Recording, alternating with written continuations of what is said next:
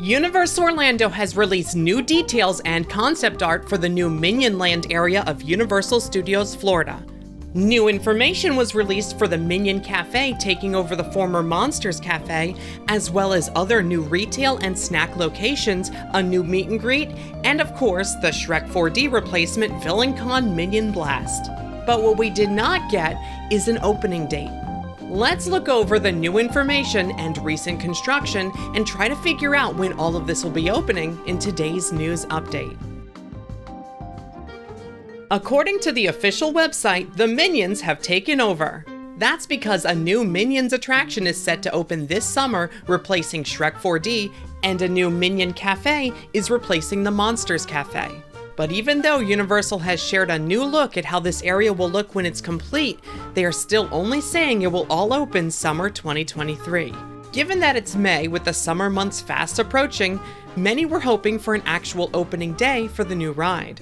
Despite testing now, it is beginning to sound like they may need some additional time to work out all of the kinks over at VillainCon Minion Blast. In the meantime, work has been speeding up around the land for this new Minions Land, which is taking over a section of Production Central near the existing Despicable Me Minion Mayhem ride. Universal says visitors will be greeted by a photo-worthy Minion Land marquee featuring 22 Minions. Recent permits talked about a marquee being installed near this area, which may end up being placed here, near the Betty Boop store. The exterior for Minion Blast looks just about ready for guests, and supposedly even the queue videos are already playing. The entry sign and other signage explains how VillainCon is taking place here at Universal Studios Florida. The building has been renamed from Soundstage 4D to Soundstage V for Villain. And there are plenty of villains represented. It looks as though all of the villains from both the Minions spin-off films as well as the Despicable Me films are represented on banners located on two sides of the building. Over at the future Minion Cafe, located at the end of Illumination Avenue, theming work has been ongoing along the exterior of the structure. Compare how the area looks now to the official concept art that was released today. The backside of the Transformers ride building was painted aqua recently, and it appears from the concept art that an Illumination sign will be added. Over at the cafe itself, Universal has released some food photos and details saying it will have nearly 20 items inspired by the characters of the Minions and Despicable Me series, including Carl's Crispy Cauliflower, Agnes's Honeymoon Soup, and the Steak and Cheese Ray sandwich. Wait, is that a gummy bear in the soup? And blue rice? Universal says the inside of the Minion Cafe will be split into 3 areas. The kitchen, where guests will get a glimpse of what equipment the Minions are using to whip up the food. The break room, where you can dine in the Minions' break space, with vending machines stocked with mischievous items. And the dining room, a vibrant space adorned with colorful artwork courtesy of the Minions and more. There will also be an outdoor patio. Attached to the Minion Cafe building, they have confirmed that we will be getting the Bake My Day sweet shop. This is something we talked about in our previous updates, but only now has it been confirmed by the company. And the large cupcake has already been installed on top of the building, complete with a Minion keeping an eye on things over at VillainCon next door. Universal says it will serve Minion-themed treats, including cupcakes, macarons, s'mores, and more. Next door to Bake My Day will be Freeze Ray Pops, which will be a small window serving a variety of colorful popsicles inspired by Gru, the Minions, and Vector. The Freeze Ray Pops term was first revealed in a recent trademark filed by the company. Rounding out the food offerings will be the Papa Nana popcorn kiosk. Concept art seems to show this snack stand located in front of the Minion Cafe. We first discovered the name for this kiosk in permits a few weeks ago. It is the same name as a stand in Universal Studios Japan that serves banana-flavored popcorn. And yes, Universal has confirmed that our location here in Orlando will be serving banana-flavored popcorn. The area will also feature the Illumination Theater meet and greet spot. This will be located pretty much where the original Donkey and Shrek meet and greet was, but now themed as a theater marquee.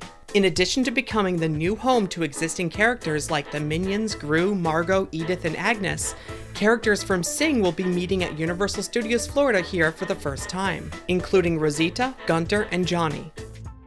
While an opening date for Illumination's VillainCon Minion Blast was not announced, they have revealed a new brief description for this new attraction, saying, "Join Illumination's Minions at VillainCon and encounter Bell Bottom, Jean-Claude, and the rest of the Vicious Six as you blast your way to supervillain stardom. It's all new fun coming summer 2023 to Universal Orlando." Afterward, guests exit through Evil Stuff, an all-new retail location where they can stock up on VillainCon and Minions merchandise. The newly released concept art for the attraction shows everything we've talked about in prior updates, including the look of the wireless blasters that we will use on the attraction to earn points. The artwork also seems to show the moving pathway that we will be standing on during the ride. If you look closely, you can see the cutout rounded line of one of the segmented sections of the moving pathway, similar to ones used in other venues like museums and aquariums. Despite an opening date not being released, rumor has it that the attraction itself is complete, but is going to require additional testing and tweaking ahead of opening. While I was originally suggesting we could see Minion Blast open in June, many are now saying that they don't believe it will open until August. With wireless blasters that supposedly can be connected to your smartphone for keeping track of your scores, along with screen and mixed media and a moving walkway, there certainly are a lot of moving parts to coordinate. Hopefully, if rumors are true, the extra time will help them to make the attraction the best it can be. Now, a reminder that this is not the only kid-friendly project going on now at Universal Studios Florida. While still not announced, it does appear that Universal is creating a new DreamWorks-themed land to replace Kid Zone on the other side of the park. See our last update for more details on what that could contain.